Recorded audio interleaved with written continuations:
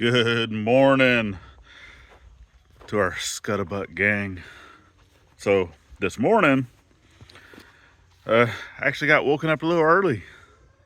Well, earlier than what we normally wake up, because I am retired after all, so I don't normally try to wake up like 6, 7, sometimes not even 8 o'clock. So, now, for the most part, we do get up at 8, but we actually were up early this morning with a knock at the door from Micah from the Black Sheep Project. Was actually bringing over the kiddo because they actually had a project they needed to go take care of today, helping out the community, and they needed someone to watch the little one. And normally he goes over because all the rest of the kids are in school, right? He's still not school age, so normally he just goes over to Jen and Wiley's place, but they're also busy. So normally whenever he's not able to get over there, he comes over here. So we got up early this morning, and then lo and behold, the cat gets out. So yeah, we're not supposed to be having, for one, is our daughter's cat, right? He's still adolescent age, I guess, but he has not been fixed yet. So yeah, we don't want him just being out and about, for one, but that's so hard that once you have a cat that's supposed to be an indoor cat, go outside and they're like, oh wow, there's so much to do out here. Now they always wants to go outside, so now we have to be careful opening up the door because he wants to just bolt out the door, right? So yeah, he's already been out twice this morning. Had to rile him back with cat food. And so the cat food that we buy and then the cat food that mom buys is like two different cat foods. And he, for whatever reason, mom's cat that, we're still fostering until able to adopt, right? She likes eating the food that we buy, and then our daughter's cat, likes eating the food that she buys, right? So at some point we'll probably just start buying the same food no matter what. That way, they will both just be eating the exact same food. And then with that being said, I came out here this morning, just tackling some of the daily chores, or not daily, but some of the things that we have to do often, and that's dumping poopy tanks, right? Not fun. But anybody that lives in an RV understands the struggle when it comes to that, hey, sometimes you gotta dump poopy tanks, otherwise they overflow.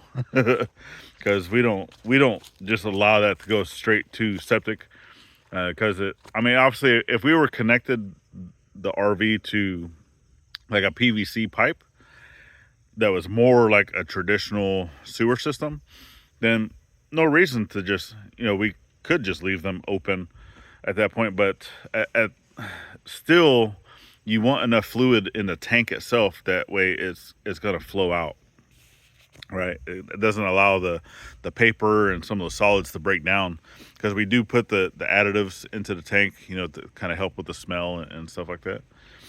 And I can always tell whenever it's time to dump the tanks, because it starts stinking in the RV, and we're trying to lay in bed and we're like, man, that stinks. I need to dump tanks tomorrow. So that's normally how I know. But with that, obviously going through, you have on the front of the RV little ports where you connect the hose, that way you can flush out the tanks whenever you're dumping them. And I try to do that every single time. Sometimes it doesn't happen and such, but I was able to do that this morning because one of our hoses is busted. So for me to be able to flush the tank, I have to turn off the water to the RV, utilizing that hose, because the line that we're running for water is still not 100% finished. We still need to get the line into the well house, and then I still have to get the frost-free hydrant and such, trying to fit that into the budget, right? It needs to happen because it's starting to get cold at nighttime, and here soon it's going to start getting to freezing temperatures at nighttime, and that's the whole reason of doing this, right? Is so we don't have to deal with a water hose that is stretched 60 feet and trying to keep that from freezing, right? So put everything underground. You don't have to worry about that other than heating up the well house, and then also heating up that little section of the frost-free hydrant, because it's only frost-free if it doesn't have water in it, right?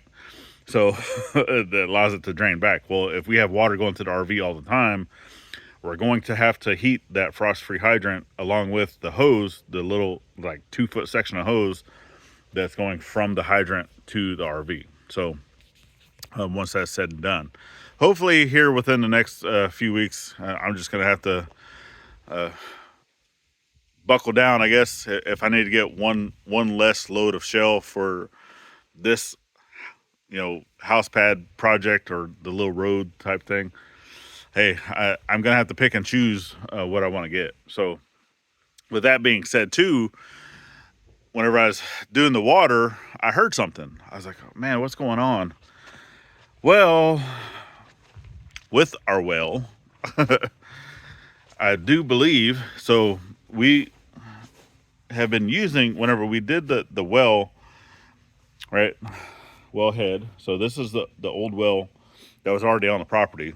I measured it. It's 100-foot deep, and it used to have the pump and the tank and everything above ground, right? And it just had the pipes go down. Well, we wanted to replace that with a in-well pump, and that's what we did.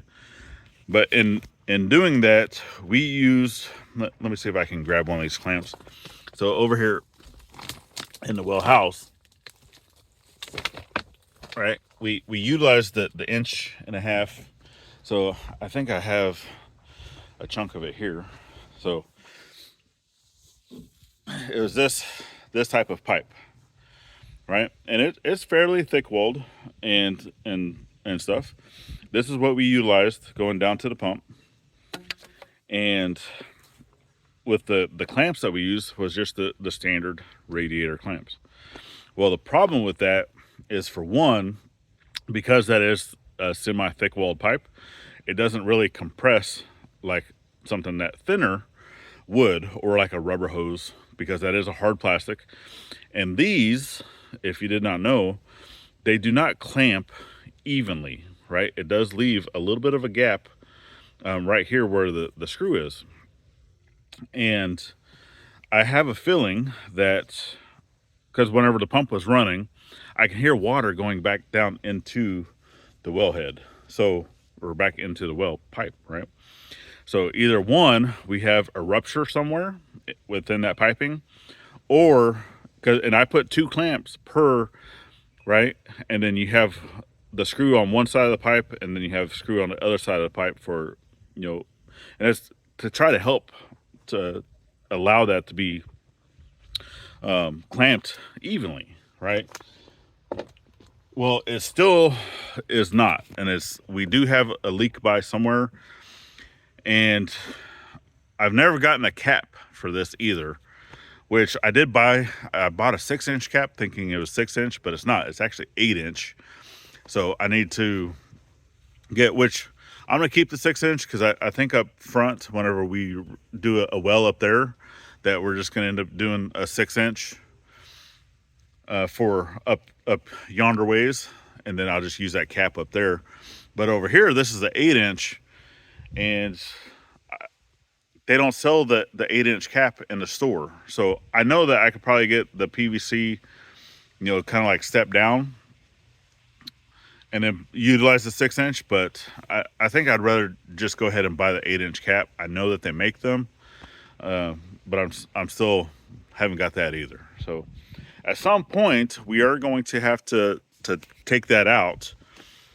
We're gonna have to pull that out, but it's okay, because we did install one of the like little bulkhead adapter things. So I don't have to take out any of the piping going from the wellhead over to the well house, right? All that piping. Well, I probably will have to dig it up so I can replace those clamps at some point.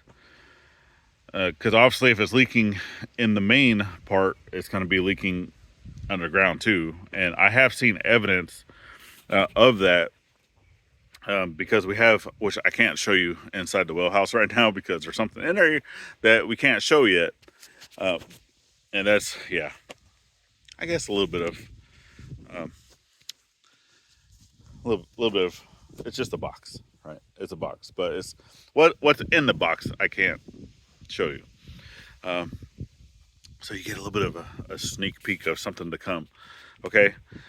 But the is an 8-inch or 10-inch, I think a 10-inch culvert pipe is what we have sticking in the ground, just to be able to allow the piping and the power and all that stuff to come up in there.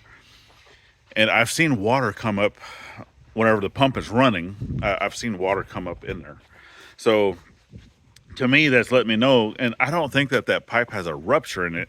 I just think that it's so high of pressure that is going past those clamps. Because for one, you can always get those clamps so tight before like the screw starts to strip, and once that happens, it's no longer maintaining pressure on those either. So I do want to replace it. So they have one that's more like a fuel. It's a fuel style, and it does clamp down evenly all 360 degrees, and it's actually meant for high pressure fuel systems, right?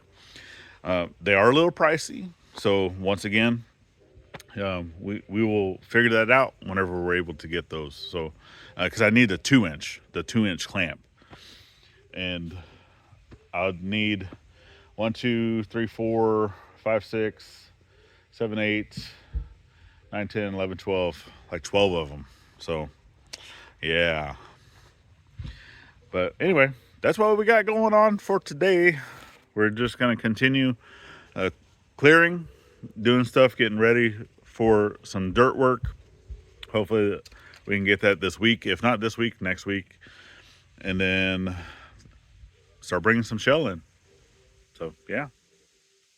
High times. All right. Well, I think it's breakfast time. I heard Gladys calling out my name. I'd like to go finish drinking my coffee as well. I'm still on my first cup. And, yeah. Y'all have a great day. And remember, get out there, think of veteran at every chance you get. Not only on Veterans Day. And we'll see you on our next one. Later, y'all.